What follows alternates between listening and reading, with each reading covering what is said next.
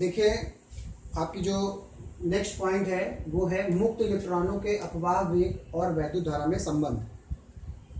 अपवाह वेग क्या होता है, मैंने आपको अभी एक वीडियो जो प्रीवियस वीडियो बनाया था उसमें मैंने बताया है कि जब किसी हम मेटेलिक शीट को किसी बैटरी से कनेक्ट कर देते हैं तो उसमें जो इलेक्ट्रॉन्स मुक्त इलेक्ट्रॉन होते हैं वो जिस निश्चित वेग से आगे की ओर बढ़ने लगते हैं, that is known as the अपवाह वेग।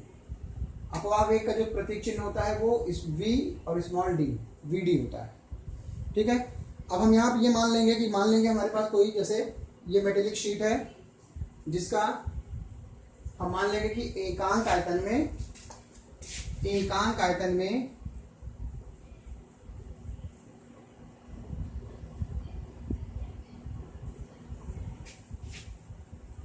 आवेशों की संख्या है। अगर हम इलेक्ट्रॉन की संख्या बोलते हैं तो भी गलत नहीं है, आवेश की संख्या बोलते हैं तो भी कोई गलत नहीं है। n हो गया, ठीक है, एकांक आयतन में आवेश जो है n हो गया।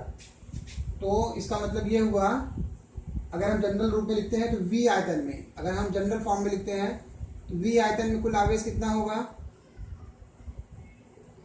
n गुणे कैपिटल V। अब v का मतलब यहाँ पे क्या है ये समझिए।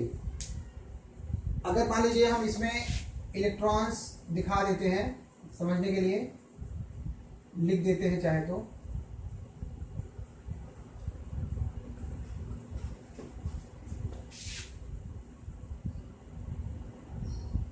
हम ये मान लेते हैं कि ये जो आपका मेटेलिक शीट है इसकी एरिया जो है वो कैपिटल A है और 1 सेकंड में जो अनुगमन वेग है वो कितनी दूरी तय कर रहा है। अगर 1 सेकंड में यहां से यहां तक वो कुल कितनी दूरी तय कर रहा है, मान लेते हैं vd। 1 सेकंड में तय की गई दूरी आवेशों की vd है, तो ये हो जाएगा n गुणे a गुणे vd। तो ये हो गया आपका v आयतन में कुल कितने चार्जेस इसमें स्टोर हैं, n गुणे a गुणे vd। इसका मतलब t सेकंड में कुल आवेश कितना हो जाएगा, ये देखिए यहाँ पे ये 1 सेकंड की बात कर रहा था, तो t सेकंड में कुल आवेश हो जाएगा n गुणे a गुणे vd गुणे t। अगर हम कुल आवेश q से कर दें ये हो जाएगा, या t को इधर कर दीजिए तो ये हो जाएगा q upon t is equal to n a vd। अब q अपॉन t को हम लोग लिखते हैं I। एकांक समय में प्रवाहित जो भी आवेश है उसको हम विद्युत धारा कहते हैं, तो I इज इक्वल टू हो जाएगा n a vd। ये जो फार्मूला आपको मिल रहा है इस फार्मूले को हम लोग कहते हैं कि ये अपवाह वेग और विद्युत धारा के बीच का संबंध है। तो इसमें करना कुछ नहीं था, इसमें आपको v आयतन में कुल आवेश देखने हैं n, फिर एकांक सेकंड में कितना चार्ज प्रवाहित हो रहा है, फिर t सेकंड में कितना चार्ज प्रवाहित हो रहे हैं, उसकी वैल्यू निकाल देनी है। ठीक है, इसके बाद एक फार्मूला छोटा सा और मिलेगा आपको, इसी से रिलेटेड है, उसका नाम है धारा घनत्व।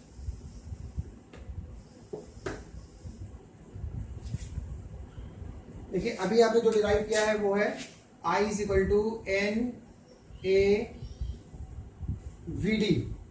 I is equal to n a vd। Sorry, इसमें एक चीज और रह गई है, जो चार्जेस होते हैं एक पॉइंट उसमें मिस हो गया है। जो Q आप लेते हो Q बराबर होता है n इंटू ई होता है, ठीक है, Q बराबर n इंटू ई। आपने जो n निकाला था, n का मतलब यहां पे था n a vd t, ये हो गए कुल चार्जेस, ठीक है, जिसको हम लोग कहते हैं इलेक्ट्रॉनों की संख्या। अब उसमें जब आप E लगा दोगे तो ये टोटल आवेश हो जाएगा। उसमें एक पॉइंट रह गया था, E नहीं लगा था क्योंकि Q बराबर n इंटू ई होता है। अभी आपने जो निकाला था वो 1 सेकंड में प्रति एकांक आयतन में कुल कितने चार्जेस होते हैं, उसी को आपने एक्सप्लेन किया था। ये Q बराबर n ही था। अब यहां से Q अपॉन T जब आप करोगे ये हो जाएगा n a vd into e. अब Q अपॉन T की वैल्यू होती है I is equal to n e a vd। तो ये जो आपको मैंने लिखा था ये थोड़ा सा इसमें मिस हो गया है, Q क्योंकि बिना ई के चार्जेस पूरे नहीं होते, क्योंकि इलेक्ट्रॉनिक संख्या तो ई से ही निरूपित होता है ना, आवेश तो ई से ही प्रदर्शित होते हैं। तो ये फार्मूला एक्चुअली बेसिकली ये हुआ। ठीक है, अब इसी को आपको थोड़ा सा मॉडिफाई कर देना है। आपने ये जो लिखा है इसी को अगर मैं ऐसे कर दूं I डिवाइडेड बाई ए, ये हो जाएगा एन ई वी डी। इसका मतलब क्या हुआ, जैसे मान लीजिए आपने मेटल शीट ली हुई है, ये जो आपका ये पोर्शन दिखाई दे रहा है ना, ये क्रॉस सेक्शन है, इसका एरिया होता है। तो ये कहता क्या है कि प्रति एकांक क्षेत्रफल से, इसके प्रति एकांक क्षेत्रफल से जितने भी करंट अंदर की ओर जा रहे हैं या इधर से बाहर निकल रहे हैं, उनका जो अनुपात है उसको हम लोग कहते हैं धारा घनत्व। धारा घनत्व, करंट डेंसिटी। तो करंट डेंसिटी का मतलब यह हुआ कि प्रति एकांक क्षेत्रफल में जो भी करंट फ्लो हो रहा है that is known as the current density. और इसको हम लोग निरूपित करते हैं स्मॉल जे से।